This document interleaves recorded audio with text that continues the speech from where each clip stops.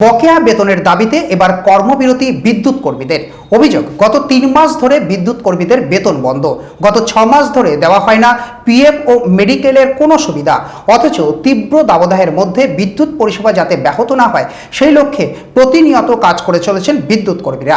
Hasnabad আমলাইন sub স্টেশনের ঘটনা। বিদ্যুৎ কর্মীদের কর্মবিরতি, বিক্ষোভ মিছিল। এই গরমের দাবদাহের মধ্যে বিদ্যুৎ কর্মীরা কর্মবিরতি করল এবং প্ল্যাকার্ড হাতে মিছিল এবং বিক্ষোভ। হাসনাবাদের আমলানি সাবস্টেশনের হাই টেনশন লাইনের সাবস্টেশনের ঘটনা। অবিলম্বে আমাদের বকেয়া পিএফ বিএসআই পরিশোধ করতে হবে। আমাদের বকেয়া বেতন দিতেই হবে।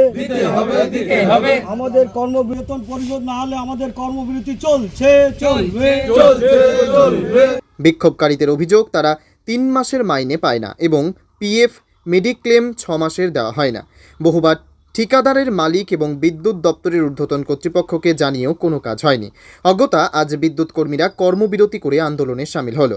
তারা নিজেরা কোনো ফিডার বন্ধ করবে না, কিন্তু 9টি ফিডারের মধ্যে কোনো ফিডার যদি ব্রেকডাউন হয় তাহলে সেই ফিডারের কোনো কাজ তারা করবে না, বিদ্যুৎহীন হয়ে থাকবে। এসআইপিএফ কোম্পানি ঠিকঠাক পরিশোধ করে না। আমরা ডিসেল কর্তৃপক্ষ চিঠি দিয়ে জানিয়েছি এবং কোম্পানিকেও চিঠি দিয়ে জানিয়েছি। কোনো ওদের সুবক্তব্য পাইনি, কোনো ওদের কাছ থেকে আশ্বাস পাইনি। আমরা বাধ্য হয়ে কর্মবিরতি ডেকেছি, নাহলে আমাদের এই বেতন পিএফএসআই পরিশোধ করার জন্য আমরা বাধ্য হয়ে কর্মবিরতি ডেকেছি।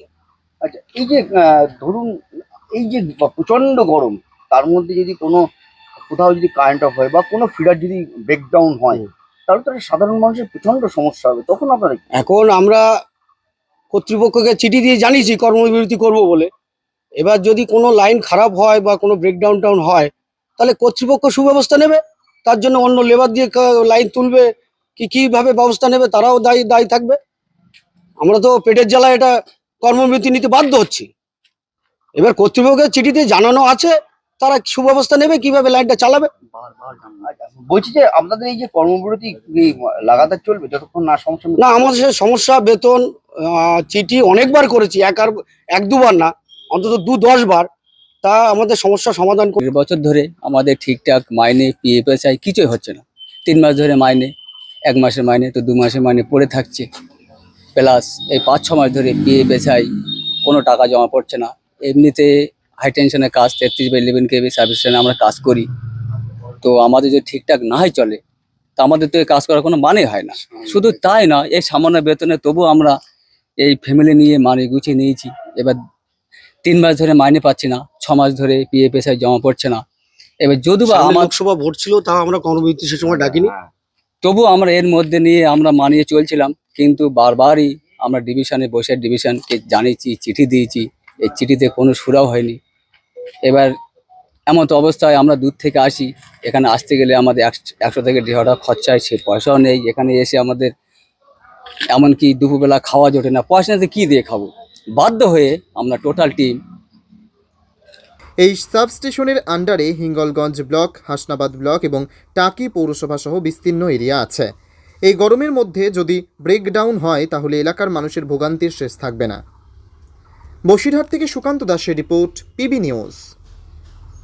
ইভল্যান্ড নার্সিং হোম, এখানে যে কোনো রকমের চিকিৎসার বিশ্বস্ত প্রতিষ্ঠান। খুবই কম খরচে বিশ্বমানের চিকিৎসা প্রদান করে থাকে। আপনাদের পরিষেবার জন্য এখানে 24 ঘন্টা জরুরি বিভাগ, এছাড়া স্বাস্থ্য সাথী কার্ডেও পরিষেবা প্রদান করা হয়। আজই যোগাযোগ করুন ইভল্যান্ড নার্সিং হোমে। ঠিকানা নবাবহাট মোড়, বর্ধমান। ফোন নাম্বার মনে রাখবেন 9434383966 অথবা 7908496820।